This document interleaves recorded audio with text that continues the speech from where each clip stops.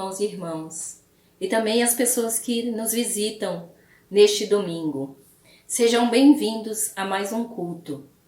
Meu nome é Rosa, eu sou enfermeira, eu trabalho na UPA, que é uma unidade de emergência, e lá nós recebemos muitos pacientes com suspeitas e também pacientes confirmados do novo coronavírus.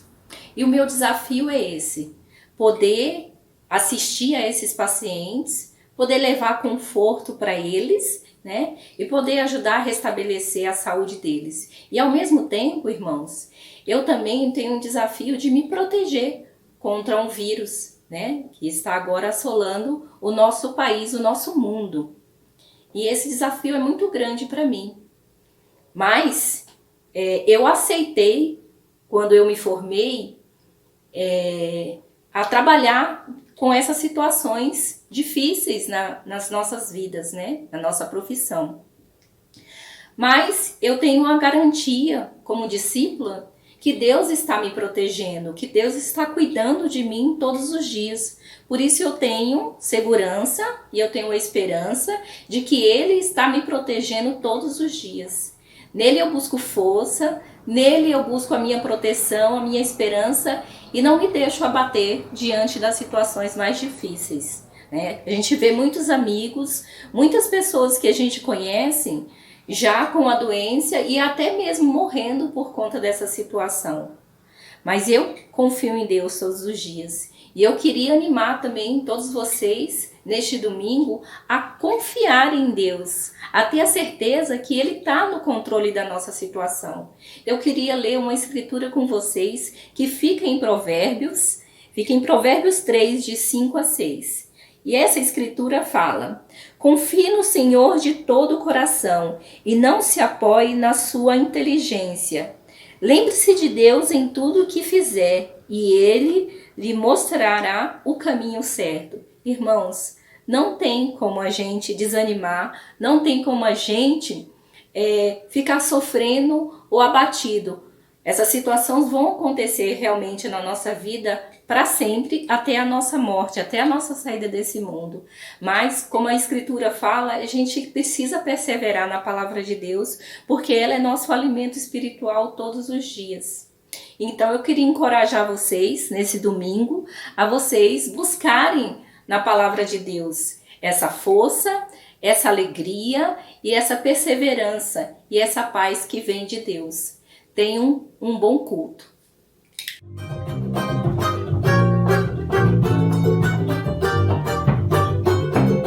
Meu Senhor logo vai voltar. Prepare o caminho do Rei.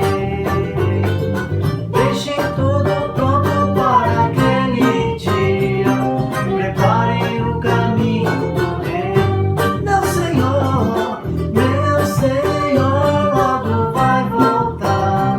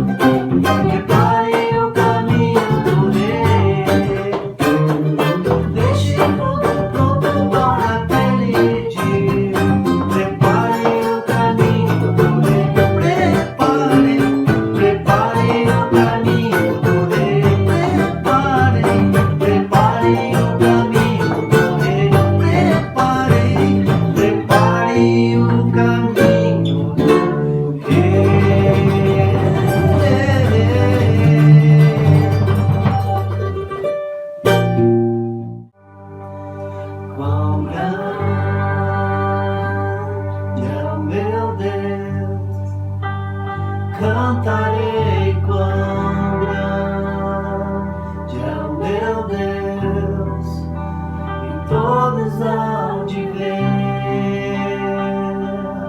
quão grande é o meu Deus, quão grande é o meu Deus. Quão grande é o meu Deus, cantarei quão grande é o meu Deus, e todos hão de ver quão grande é o meu Deus.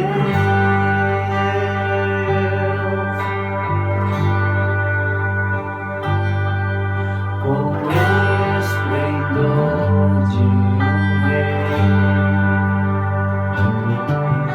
em majestade e luz, faz a terra se alegrar.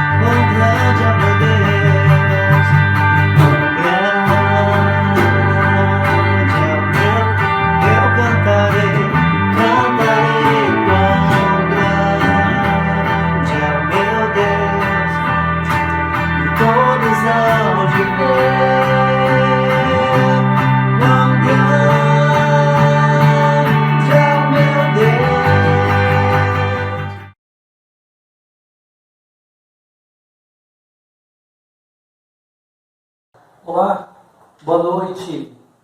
Para quem não me conhece, meu nome é Leandro e vamos estar juntos hoje, né?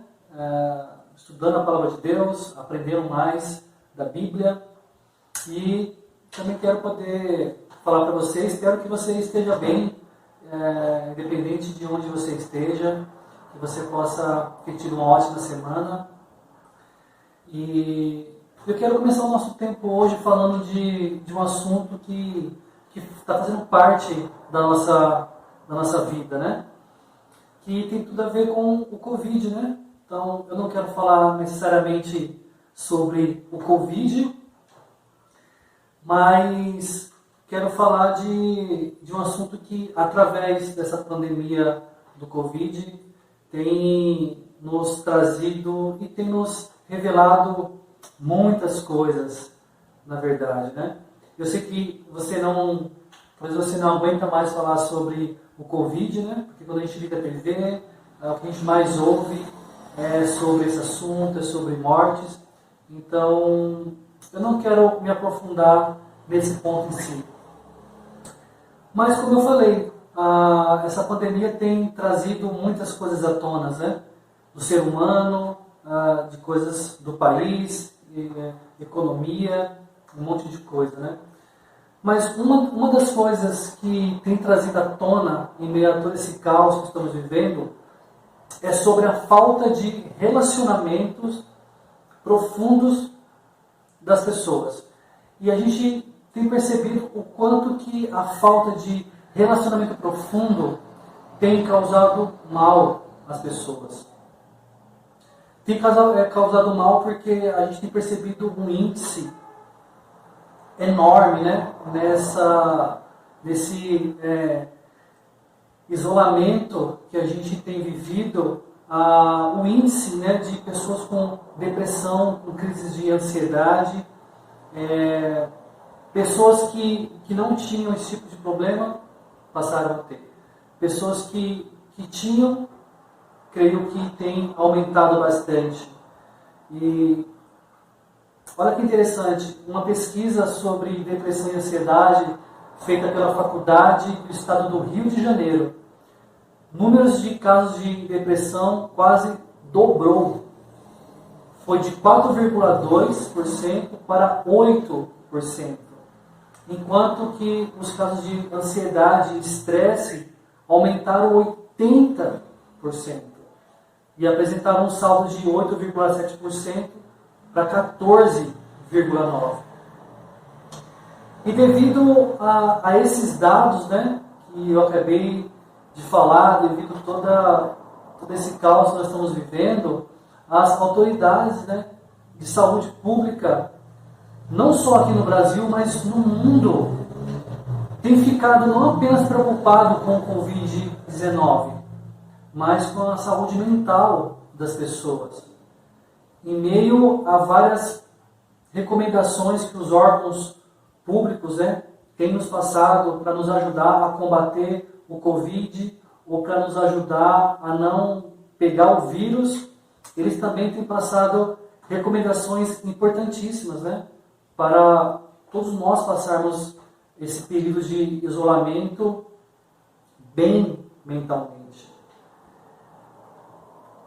E tem algo muito interessante, né? E ele tem dado, os órgãos têm passado para nós algumas dicas super importantes, né? Por exemplo, o primeiro passo que eles têm passado para a gente ficar bem mentalmente nesse período: filtre as informações. Tomar cuidado com aquilo que a gente ouve, com o que a gente lê. O segundo passo, eles falam sobre estabeleça uma rotina. Terceiro, ocupe sua mente e faça algo que goste, pintar, ler, escrever. E a quarta é, utilize a tecnologia para se aproximar de pessoas. Percebemos que entre as 4 informações que os órgãos públicos têm nos passado para mantermos uma saúde mental, uma está relacionada a relacionamentos. E quando falamos de relacionamentos, isso abre um campo para falarmos sobre amizade, né? E quem que não gosta de ter amigos ou amigas para conversar, jogar a conversa fora, ter alguém para contar piadas. Eu particularmente adoro estar em roda de amigos e contar piada e contar situações, é muito bom. Quem aqui não quer ter alguém para contar coisas que você tem sentido, que você tem passado, falar com alguém para compartilhar até coisas pessoais mesmo? Ter alguém para falar dos seus sonhos, dos seus planos. Quem aqui não gosta? Todo ser humano precisa de amizade. Todo ser humano precisa ter amigos. E isso, particularmente para mim, é algo muito, muito especial. Amém que eu tenho bastante amigos, né, ao redor do Brasil, de São Paulo, enfim. Mas eu lembro de um cara especial que ele se chamava Wellington. Ele trabalhava comigo e algumas vezes eu não estava nem muito animado de poder trabalhar, acordava cedo. Mas era impressionante, quando a gente começava a conversar e a gente trabalhava, eu dava muita risada com ele. Ele era um cara muito engraçado. A gente falava sobre qualquer assunto, futebol, música, política, mas tudo era motivo para a gente dar muita risada. E o dia ficava agradável, as horas, 8 horas trabalhadas ali, passava bem rápido. Mas era assim, era uma amizade, era uma companhia bem agradável. Depois a gente passou a frequentar a casa um do outro, era um cara super legal. E também nessa época eu trabalhava com um cara que era legal também, mas que se eu tivesse seguido os conselhos dele, não teria me feito bem, né? Eu trabalhava em uma empresa e o setor que eu era responsável, eu trabalhava com componentes de celular. Então, eram peças caras, né? E essa pessoa que eu estou falando para vocês, por várias vezes, né? Ele tentou me convencer de roubar essas peças e vender no mercado negro, né? Porque ganharia dinheiro por fora, né? Sabe, isso é tão sério. Quando paramos para pensar na palavra amizade, é muito mais profunda que apenas conhecer e falar com alguém. As amizades podem nos fazer bem, podem nos levar para caminhos bons, mas também tem amizades que podem nos fazer mal e podem também nos fazer ir a caminhos bem ruins, né? Os psicólogos, eles alegam que os relacionamentos é onde tudo acontece. Olha a coisa interessante. Eles alegam que é nos relacionamentos que as pessoas podem adoecer e até mesmo elas podem ser curadas. Isso é muito legal. É nos relacionamentos, é nas amizades que os seres humanos crescem e se desenvolvem. Como falei no começo dessa pandemia, nesse período que estamos passando de isolamento, eu sei que algumas cidades já voltaram a algumas atividades normais, mas a maioria ainda tem ficado isolada.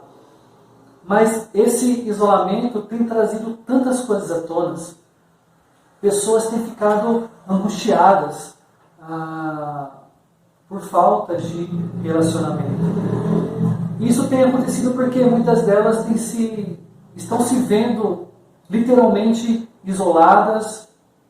E como eu falei no começo, né, o ser humano precisa de amizade. O ser humano precisa, ele tem essa dependência de se relacionar com outras pessoas. E por isso que é importante, tanto eu quanto você, procurar manter contatos, né, em meio a todo esse caos, com pessoas que te fazem bem, pessoas que são importantes para você. Agora vamos parar para pensar. Eu sei que todas as amizades nos ajudam, independente de situação financeira, enfim. Mas algumas amizades poderiam nos ajudar muito nessa quarentena. Imagina só aqui comigo. Essa foto que vocês estão vendo aqui é a foto da ilha do Johnny Depp. Imagina só se eu e você tivéssemos uma certa amizade com o Johnny Depp. E se a gente falasse para ele: Johnny, deixa eu ficar aí na sua ilha uns 30 dias aí, nessa época de isolamento. Deixa eu passar com a minha família aí, uns 30 dias aí, tranquilo.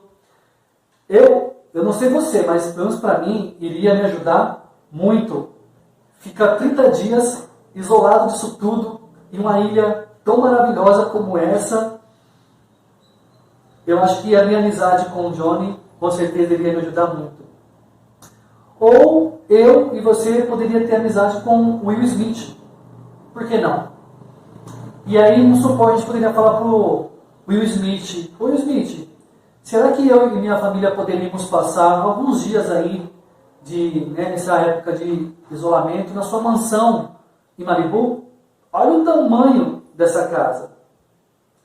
E seria muito bom, né, ter essas amizades, porque a gente poderia pedir emprestado, né, uma ilha ou uma mansão. Ficaria longe dessa muvuca que nós estamos vivendo. Eu, com certeza, ficaria muito feliz, né? Mas isso é só um sonho, né? Estou bem distante disso, né? Até porque essas pessoas, creio eu, que elas nem sabem que eu existo. E seria muito difícil isso acontecer. Porque tanto o Johnny quanto o Will Smith são celebridades e estão bem diferentes da minha realidade aqui de Ribeirão Preto, enfim, né? Mas deixando essas brincadeiras de lado, ou essas questões que às vezes é difícil para a gente poder até imaginar, mas e se eu falasse para você que é possível você ter um relacionamento e ser amigo do Criador? E se eu falasse para você que é possível você ter um relacionamento e ser amigo de um Deus perfeito, soberano, poderoso? E se eu falasse para você que é possível você ter um relacionamento e ser amigo de um Deus que sabe de tudo e que controla tudo? O que você me diria? Eu não sei qual é a sua resposta, mas você pode colocar no chat aí. Olha, com certeza seria muito difícil sermos amigos de celebridades, como eu acabei de falar. Mas não tem nada de complicado em termos um relacionamento e sermos amigos de Deus.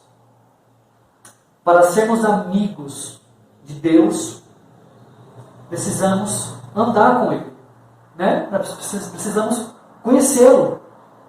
A gente não fala que nós somos amigos de alguém se a gente não conhece, ou se a gente não anda juntos, ou se a gente não andou por uma boa parte juntos com essa pessoa. Então, para a gente ser amigo de Deus, precisamos andar e conhecê-lo.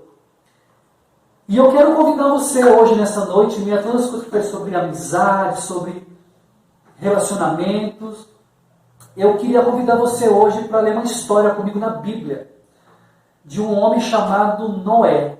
Talvez você já tenha ouvido falar sobre Noé, sobre a história lá do dilúvio, da arca. Eu acho que não é estranho para você. Eu quero falar desse cara por quê? Porque esse cara chamado Noé, ele era amigo de Deus. E Noé andava com Deus. E nós vamos estudar um trecho hoje da Bíblia, um trecho bem simples, mas um trecho que vai nos ensinar de como poderemos ser amigos de Deus. Então, me acompanhe aqui em Gênesis, capítulo 6. Vamos ler a partir do versículo 9 e 10, tá bom? Mas antes de a gente ler a palavra de Deus, eu quero chamar você para uma oração rapidinho, tá bom? Deus, muito obrigado, Pai, por esse momento, por poder cultuar a Ti. Te agradeço porque tudo isso é possível porque Jesus morreu na cruz em nosso lugar. Jesus rasgou o véu e hoje a gente tem a oportunidade de poder falar com o Senhor, de poder cultuar o Senhor sem regras, sem um monte de coisas que tinha no passado, porque o Teu Filho morreu na cruz em nosso lugar. Eu quero pedir para que Teu Espírito, que o Espírito Santo possa nos convencer do nosso pecado, que o Espírito Santo possa realmente nos guiar nesse tempo, que o Teu Espírito possa estar com cada um de nós aqui nessa noite, para a gente poder entender, Pai, como que a gente pode ser amigo do Senhor, como que a gente pode ter um relacionamento mais profundo com o Senhor. Obrigado por esse tempo, em nome de Jesus, que eu oro muito grato. Amém. Então, Gênesis capítulo 6, do versículo 9 ao 10, fala assim: esta é a história da família de Noé. Noé era um homem justo, íntegro entre o povo da sua época. Ele andava com Deus. Noé gerou 3 filhos, Sem, Cã e Jafé. Fazer aqui meio que um resumo da vida de Noé, também até porque a Bíblia não fala muito, né, da vida de Noé de forma específica, mas a Bíblia fala que Noé viveu 950 anos. Isso você pode ler em Gênesis 9, versículo 29. Na época de Noé, as pessoas viviam muito mais do que hoje, né?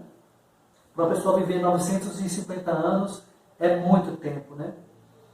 E a Bíblia relata, como eu falei, poucas informações da primeira metade da vida de Noé, até porque Noé viveu muito tempo, né? A Bíblia fala que Noé era casado, como eu li. Ele era pai de 3 filhos, Sem, Cã e Jafé. Mas certamente a importância de toda a vida desse homem chamado Noé foi baseada na sua fidelidade a Deus.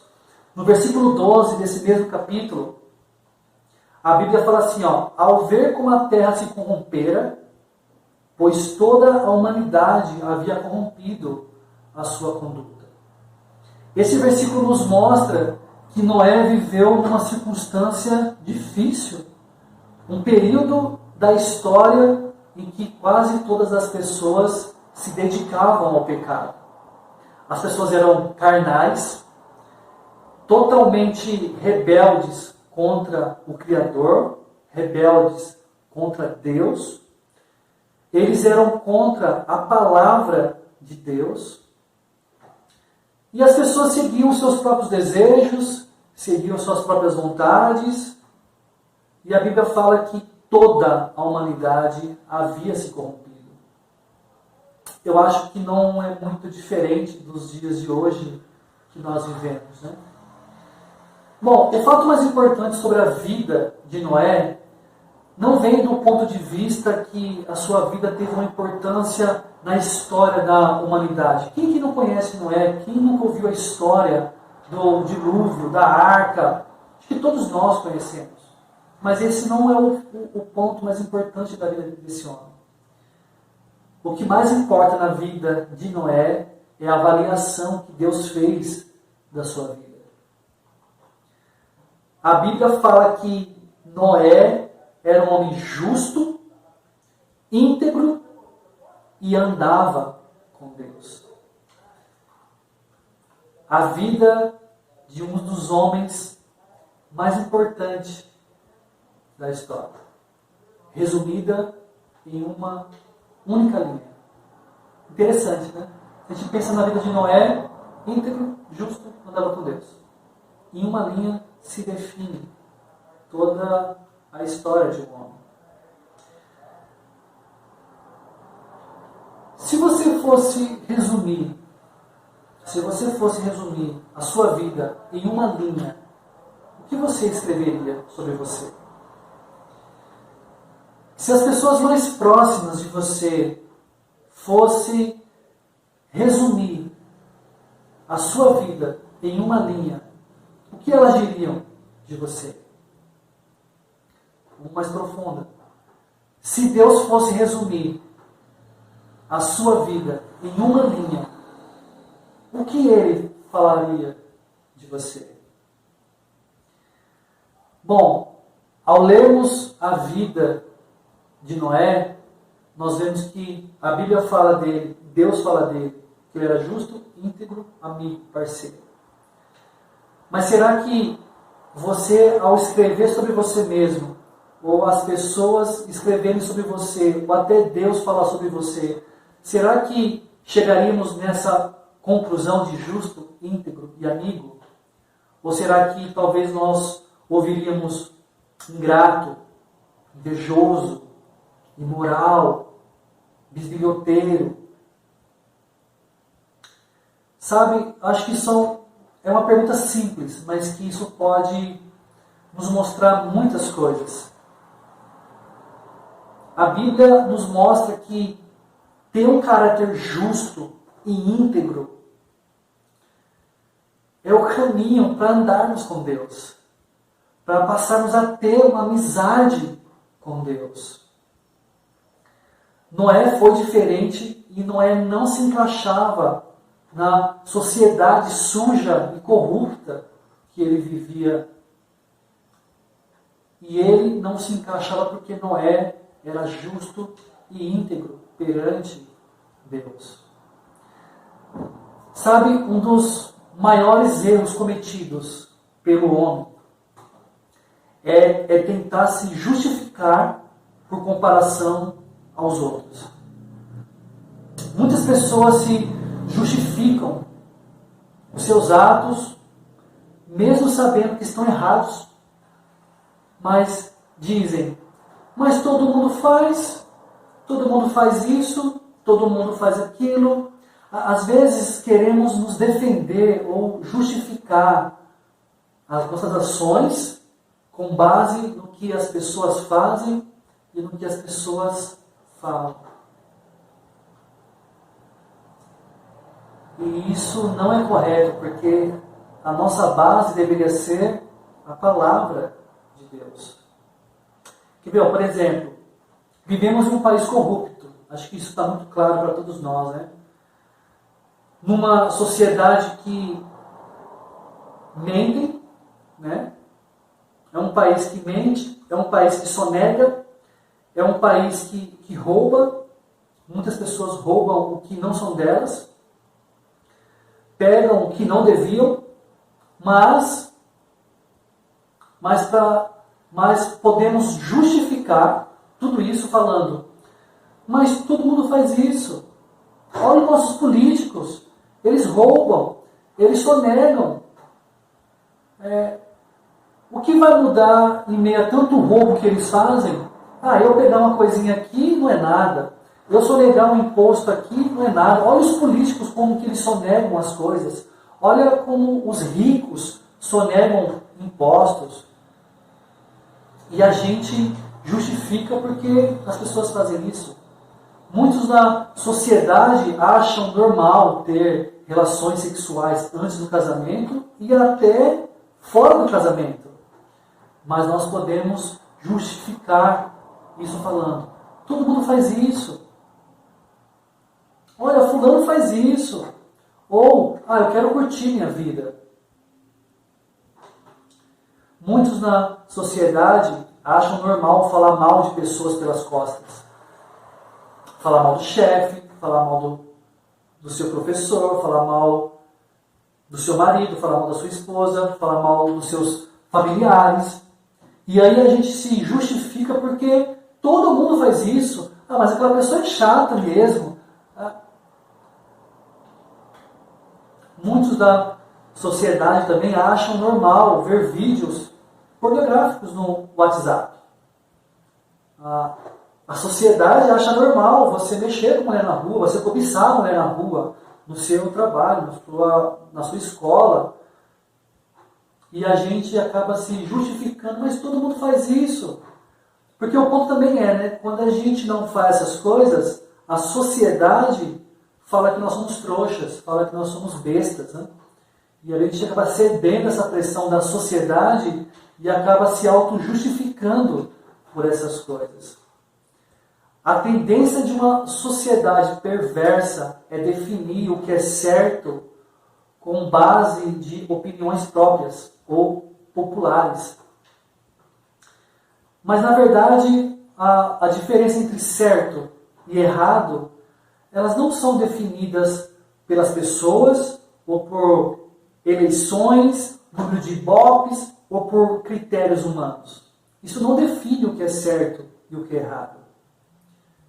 Mas sim pela verdade. E só existe uma verdade. E essa verdade vem de Deus. E na verdade todas as criaturas deveriam respeitar a palavra de Deus. Em João, capítulo 17, versículo 17, fala: santifica-os na verdade. A tua palavra é a verdade. O entendimento da palavra de Deus, da voz de Deus, das direções de Deus, foi o que separou Noé de um mundo condenado na sua época. As direções da palavra de Deus foi o que separou Noé de uma geração corrompida, como nós lemos em Gênesis. Para andarmos com Deus e sermos amigos de Deus, precisamos colocar a palavra dele acima de tudo em nossa vida. Sabe, ser justo para Deus não tem nada a ver de sermos impecáveis ou de sermos santos. Não tem nada a ver com isso. Ser justo para Deus são aqueles que pela fé o buscam, que pela fé o obedecem e o confiam nele. Em qualquer circunstância, em qualquer momento, insistem em buscá-lo. Assim como Noé, em uma geração corrompida, ele buscou a Deus, ele obedeceu a Deus, ele ouviu a Deus. Isso é ser justo para Deus. Ser íntegro para Deus é estar 100% conectado a Deus, a sua palavra e a obediência a tudo que Deus pede para nós.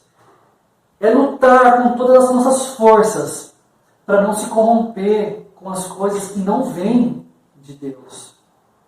Não se corromper com uma sociedade corrupta e perversa, assim como é. Olha só, a partir do versículo Gênesis capítulo 6, do versículo 14 ao versículo 17, Deus dá instruções para Noé de como fazer a arca. Detalhe por detalhe, centímetro por centímetro, metro por metro. Nós não vamos ler para ganharmos tempo, mas você pode acompanhar depois na sua casa. Você vê como que Deus especifica como que Noé deveria fazer a arca.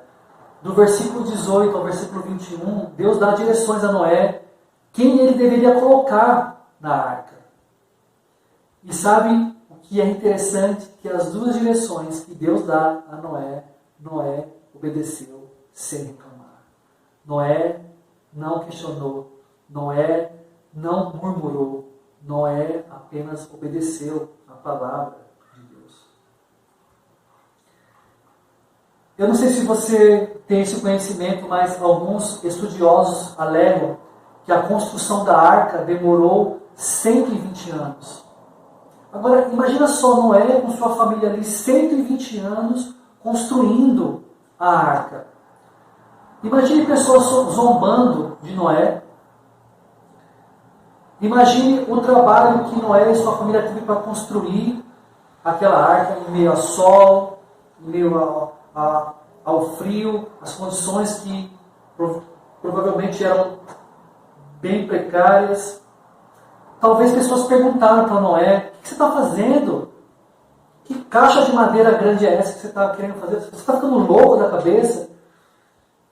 Mas a gente precisa lembrar que era uma sociedade que não respeitava a Deus. Em Gênesis capítulo 6, no versículo 22, a Bíblia fala que Noé fez tudo exatamente como Deus lhe tinha ordenado. Para andarmos com Deus, para andarmos com um Deus perfeito, um Deus maravilhoso, precisamos obedecer a Ele. Para sermos amigos desse Deus perfeito, devemos se submeter a Ele. Eu não sei você, mas só de pensar em ser amigo de um Deus perfeito é demais, é maravilhoso isso. Então, Leandro, você pode estar se perguntando nesse momento para mim. Então, para termos amizade com um Deus perfeito, a gente precisa se submeter a Ele? Eu diria para você que sim, esse é o caminho. Você poderia perguntar para mim novamente: então Deus Ele é um tirano? E eu falei para você, lógico que não. Deus não é um tirano. Muitas pessoas entendem errado essa questão de submissão e de obedecer à palavra de Deus. Sabe por que Deus pede para a gente se submeter à sua palavra e a Ele? Porque quando a gente se coloca na posição de se submeter a Deus, a gente se coloca na posição de Deus nos proteger. Essa é a essência.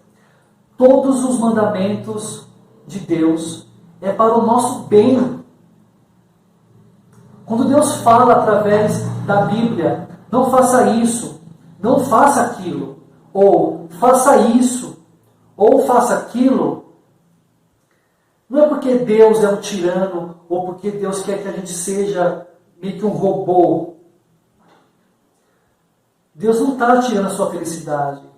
Deus, quando fala isso através da Bíblia, Deus não está querendo roubar de você a alegria de fazer coisas ou de não fazer coisas. Não tem nada a ver com isso.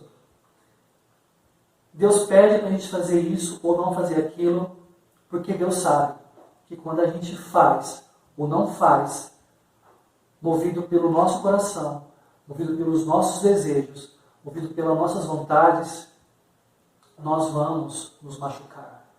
Nós vamos nos ferir. Um Deus perfeito, Ele não gosta de ver você e eu se autodestruindo.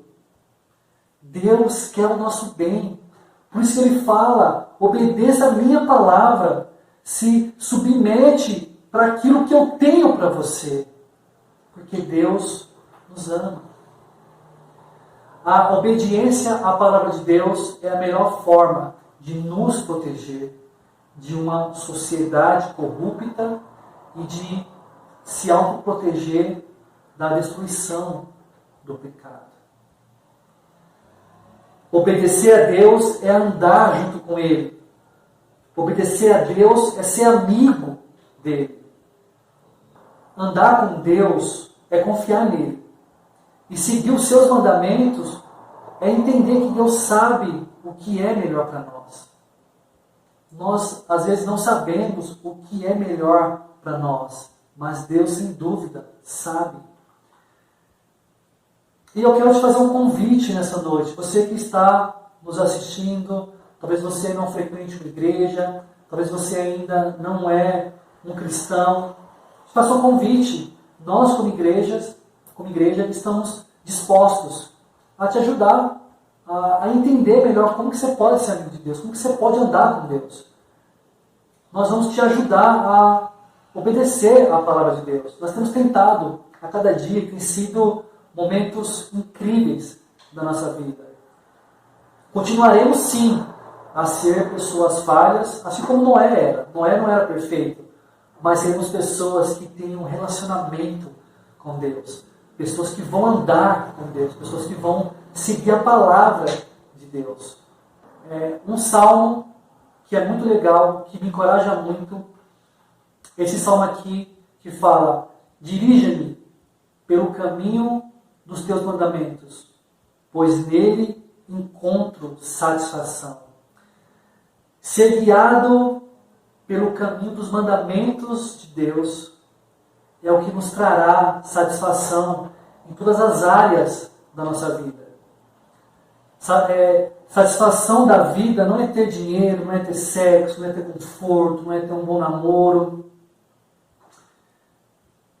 Isso é seguir a moda do mundo.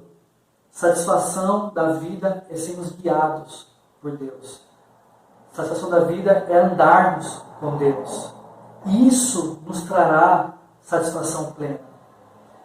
Fica o convite para você, meu amigo, que você possa mandar aí uma mensagem nas redes sociais, a gente pode entrar em contato com você e que possamos ter uma ótima semana, que possamos ser íntegros e ser justos perante aos olhos de Deus.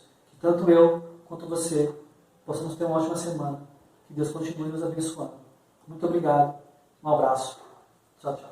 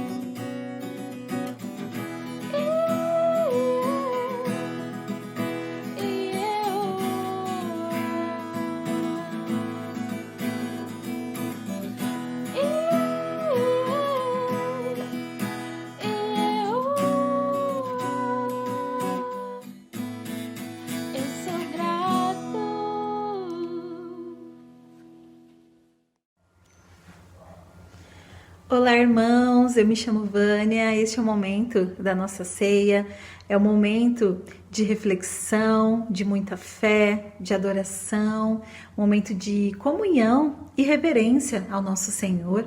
Então, gostaria de pedir a todos nós que fôssemos lá em Lucas 22. Vamos ler o capítulo 22, mas vamos ler o versículo 17 ao 20. E diz assim: Recebendo um cálice, ele deu graças e disse: Tomem isto e partilhem uns com os outros, pois eu lhes digo que não beberei outra vez do fruto da videira, até que venha o reino de Deus. Tomando o pão, deu graças, partiu e deu aos discípulos, dizendo: Isto é o meu corpo dado em favor de vocês. Façam isto em memória de mim. Da mesma forma, depois da ceia, tomou o cálice, dizendo: Este cálice é a nova aliança no meu sangue, derramado em favor de vocês. Sabe, irmãos, os judeus daquela época davam muito valor às alianças que eram feitas.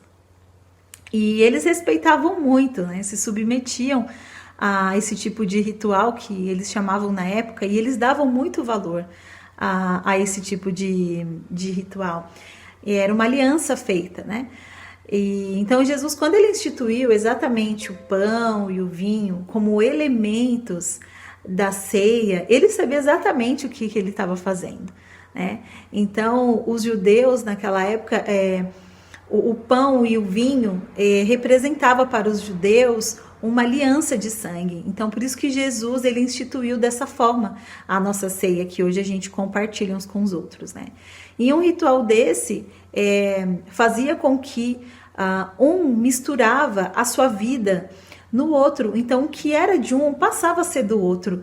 Então Jesus, quando ele morreu na cruz, ele derramou o sangue dele, ele estava dizendo: a minha vida agora passa a ser a de vocês. Ou seja, ele morreu na cruz para que hoje nós pudéssemos ter vida, né? E ele fala vida com abundância.